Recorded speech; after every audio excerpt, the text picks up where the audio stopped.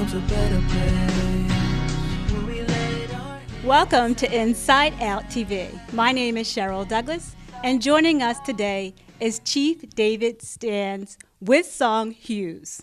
Now, he has an exciting, interesting background. He will be playing at Jazz, Jive, and Praise on June the 9th. Now, David, thank you for joining us today. Now, my first question to you, you have a very interesting and exciting background. How did you come about your name as Chief David? Well, it was a process. I was serving in a community in New Jersey.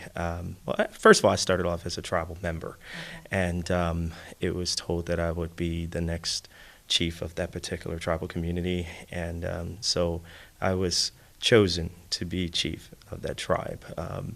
And in my culture, it's usually by appointment, or if your uncle is the chief, you will be the next chief. That's the tradition. In my case, it was by appointment. Because and then after I served there for a few years, it was impressed upon me that there was some work to be done down here in the Delaware Valley community. So I started to serve down here and have a lot of family, a very huge family that kind of rallied around me and kind of motivated me to work here. Okay. Yeah, so I've been here ever since. This goes into my next big question for you, which is you shared the stage with some great vocalists, The Temptations, Four Tops, Mary Wilson, Martha Reeves, Bobby Rydell, to name a few. How did that come about? How did you feel about that? Well, it was an honor. First of all, I will say that my uncle was one of the Temptations. He was a bass singer. He replaced Melvin Franklin after he had crossed over. His name was Harry McGilberry. My uncle had crossed over in 2006. But before he did, they pulled me on stage. I used to sing My Girl with them. I've been on the road with them in a few places, a few towns on the West Coast and the East Coast, and it was just like a family affair, So I had a lot of experiences doing that, and with that experience, I also got a chance to meet some of the Motown legends, and Mary Wilson had pulled me on stage one time when we were in Atlantic City, and so it was a very, very awesome experience. That's great. Yeah. That's great. Now, you've also played in offstage Broadway, yes. Okay, with Bobo's. Yes. Now, if I pronounce this incorrectly, please correct me. It's Manes, Manes.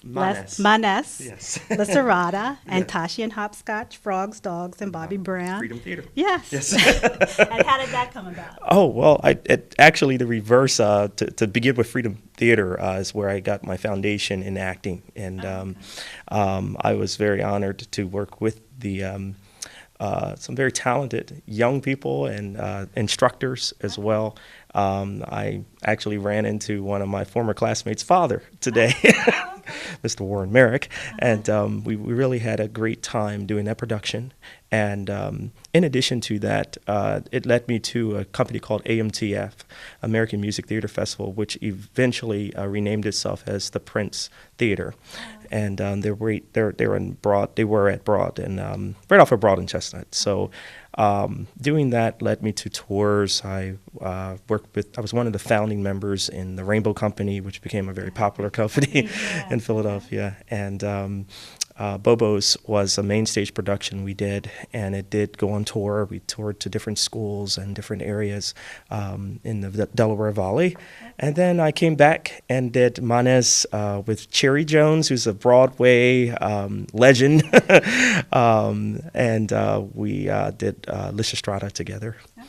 Yes. Wow, you've had some great times. Now, tell me a little bit about your role as Principal Chief of Eagle Medicine Band of Cherokees. Yes. Well, we just actually wrapped up a language class today. So I teach the language. I teach the very basics of the language. I was instructed the language. I'm bringing it to the Delaware Valley because there's a lot of Aniyan, as we call ourselves, Aniyanwiya people, Cherokee people, who are here, but are not necessarily connected in a community sense. So one of my callings is to bring people together. So as a principal chief, it is my job to make sure that the traditions are kept alive, the language is kept alive, and we're bringing people together and helping to promote our culture abroad. We also travel different places in the region.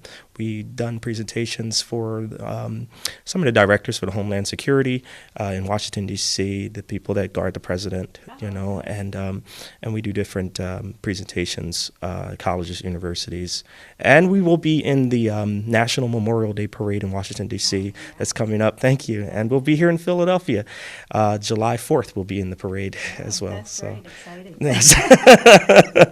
Thank you. Exciting for you. In full regalia as well. So.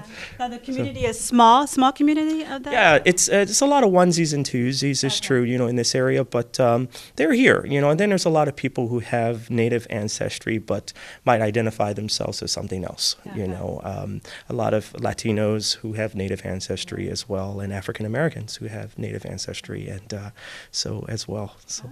So learning the language, I guess they're excited about that. Oh then, yes, that's a big plus because it's making a comeback. A long time ago, indigenous languages were outlawed in the country, so a lot of families, for generation after generation, were discouraged to speak their language, especially in boarding schools. A lot of kids were taken away from reservation communities and were forced to speak English. And so coming back, they were not able to speak their tribal language.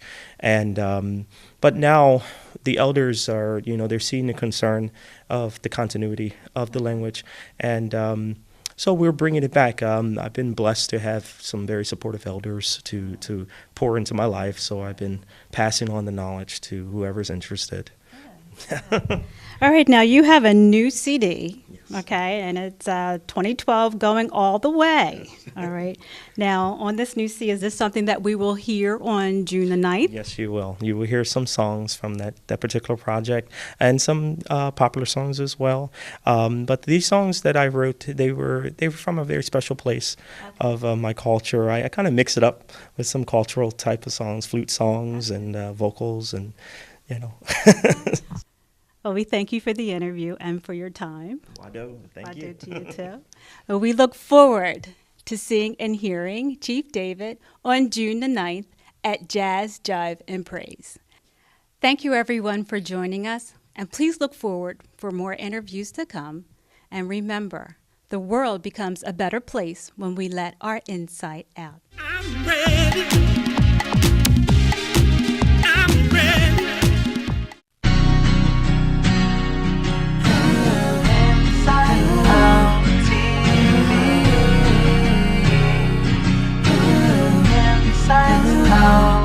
The world becomes a better place when we let our inside out. The world becomes a better place.